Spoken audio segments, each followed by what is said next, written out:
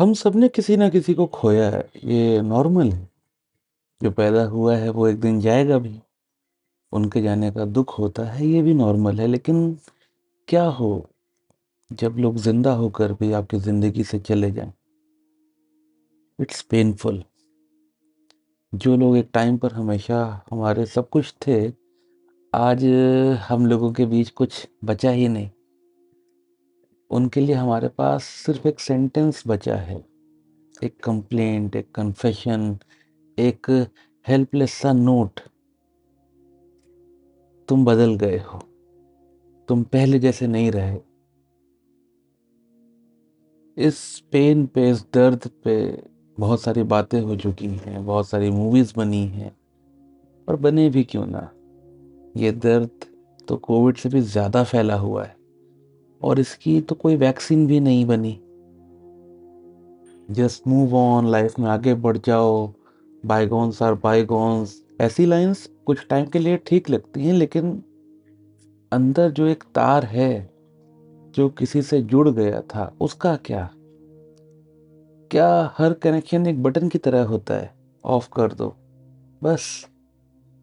नहीं, इसीलिए हम आपसे ये नहीं कहेंगे कि जो हुआ भूल जाओ। कैसे भूल जाए? लेकिन हम आपसे ये कहना चाहेंगे कि अगले कुछ मिनट तक आप हमसे बात करते रहिए। ये सिचुएशन शायद पहले मजेदार थी, लेकिन हम सब ने मिलकर इसको कॉम्प्लेक्स बना दिया। तुम बदल गए हो, ये सिर्फ एक लाइन नहीं है, ये कंफर्मेशन है कि तुम पहले जैसे नहीं रहे। और ये लाइन कोई तभी बोल सकता है जो आज भी वही है जैसा पहले था, है ना? वरना बोलता तुम ज्यादा बदल गए हो और मैं भी थोड़ा बदला हूं। लेकिन यहाँ क्या बोला जा रहा है? मैं तो वैसे का वैसा हूं, लेकिन तुम बदल गए हो। अब थोड़ा सा कॉमन सेंस का लॉजिक लगाते हैं।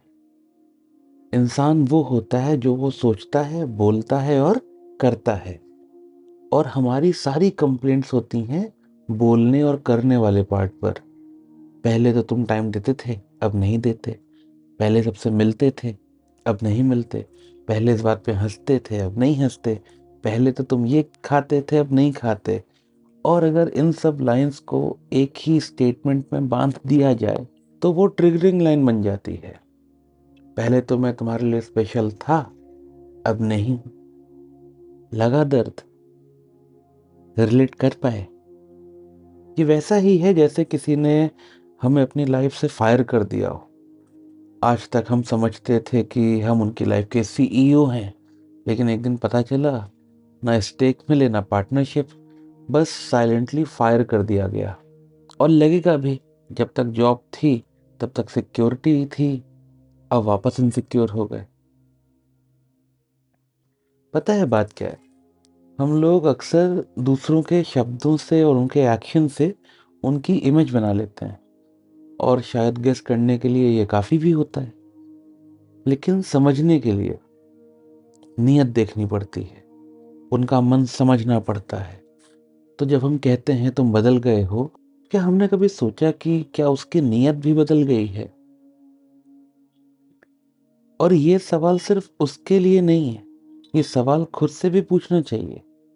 क्या मैंने कभी उसको उसकी नीयत के लेवल पे समझने की कोशिश की थी? देखिए, अगर एक वक्त आप उसके करीब थे, अगर आप दोनों सब कुछ शेयर करते थे, तो आपको ये तो पता होना चाहिए ना कि ऐसा क्यों हुआ जो उसने बदलने का रास्ता चुना। और हाँ, ये रेस का सवाल नहीं है। हम ये नहीं कह रहे कि आप पीछे रह गए हैं और वो आगे निकल गया। हो सकता है आज भी आप अपना काम ईमानदारी से कर रहे हो और वो रिश्वत लेने लगा हो। तो कौन आगे है कौन पीछे, ये पॉइंट है ही नहीं। पॉइंट ये है, क्या आपको पता है कि ऐसा क्या हुआ जो वो बदल गया? या फिर वो तो हमेशा से ऐसा ही था और आप ही उसकी नीयत को कभी देख नहीं पाए? अच्छा, एक सवाल, कैसे पहचानते हैं कि किसी और की इंटेंशन क्या है? दूसरों को बाद में समझना, पहले ये बताइए, क्या आपको खुद अपनी नीयत का पता है? आप जो करते हैं, जो सोचते हैं, जो छुपाते हैं, उसके पीछे की असली वजह पता है आपको? कभी ट्राई किया है समझने का कि मैं जैसा हूँ, मैं वैसा क्यों हूँ? क्यों मैं हमेशा उन्हीं लोग के करीब जाता हूँ जो मुझे चीट करते हैं? क्यों मैं बार-बार खुद को दूसरों के हाथ एक्सप्लॉइट होने देता हूँ? क्यों मैं अपनी बात नहीं कर पाता? क्यों मैं अकेला होते ही बोर हो जाता हूँ? सच तो ये है, अगर खुद के बारे में नहीं जाना तो दूसरों को कभी समझ भी नहीं पाएँगे।